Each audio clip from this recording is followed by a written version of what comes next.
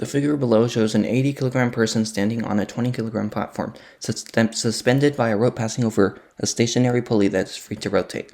The other end of the rope is held by the person. The masses of the rope and pulley are negligible. You may use little g equals 10 meters per second squared. Assume that friction is negligible and the parts of the rope shown remain vertical. A. If the platform and the person are at rest, what is the tension in the rope? So if we start by drawing the free body diagram for both of them, so say that this one is going to be for the person. So person.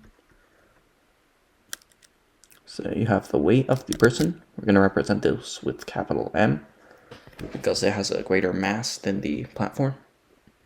And it has a tension force pulling it up. It's actually a normal force that's pushing it up.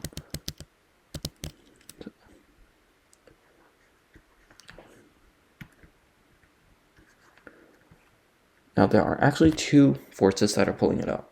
One is the normal force exerted on it by the box below it, or the platform. So this is going to be the normal force. But there is another force that is going up, and this is the tension force. Because if you think about it, the person is, so it's a really bad pulley.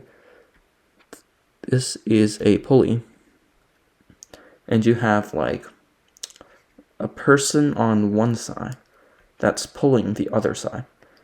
There's going to be tension that's going to be pulling this side up, and a tension in the rope here from the force that the person exerts pulling this side of the rope down. So overall, you're going to have a total tension force of 2T across the entire rope. So when we draw the free body diagram for the box or the platform, gotta remember the same thing.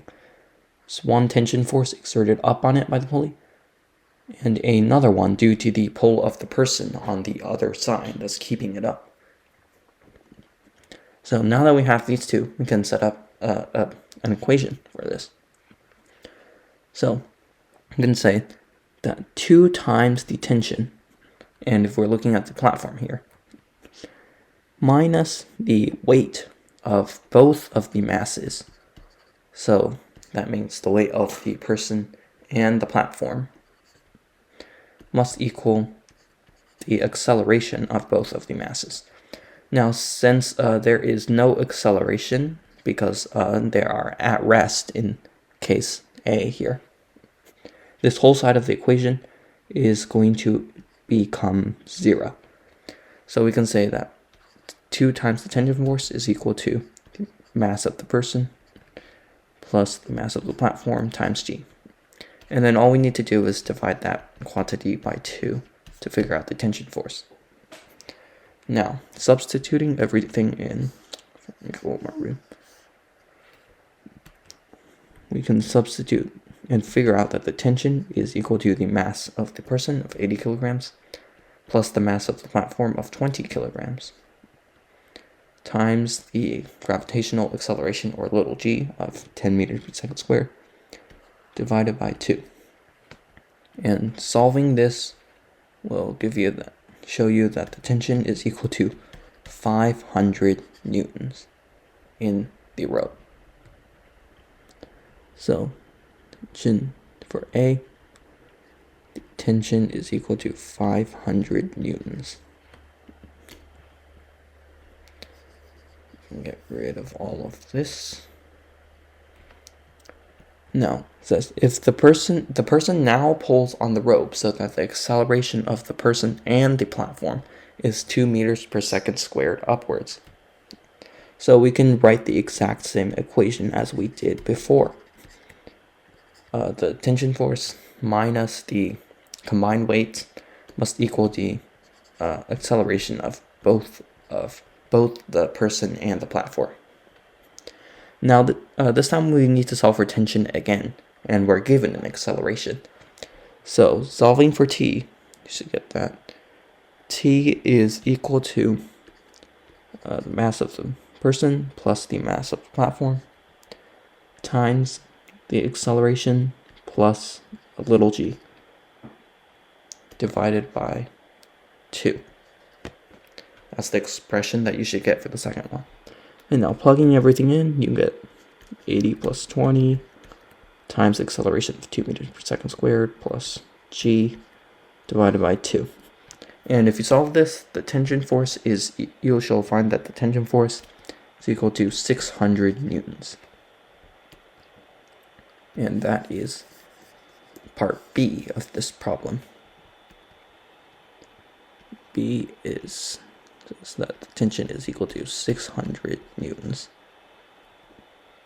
Now we still need to figure out C. Okay, so C says, under those same conditions, what is the force exerted by the platform on the person? So this time, we're going to look at the person free body diagram. So we notice that there's a normal force and a tension force that is acting on the person. And both are opposing it's the person's weight. And this is just the person's weight since it's dealing with the normal force on the person. So we don't need to take the mass of the platform into account here. So the equation simply becomes the normal force plus the tension force minus the person's weight, and only the person's weight, must equal the mass times acceleration of the person. But again, the person's acceleration is going to be 0. Or sorry, for the second case, the acceleration equals 2, so we don't need to worry about that. And now we just need to separate out the normal force. So if we separate everything out, we should get that the normal force is equal to the person's mass times acceleration plus little g minus the tension force. And this tension force is equal to the one we calculated earlier for B. So now we just need to plug everything in. Mass of 80 kilograms times acceleration of 2 meters per second squared plus little g minus the tension force we calculated earlier. And this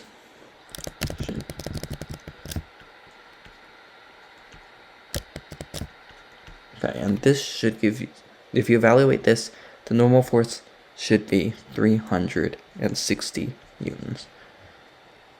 So normal force is equal to 360 newtons.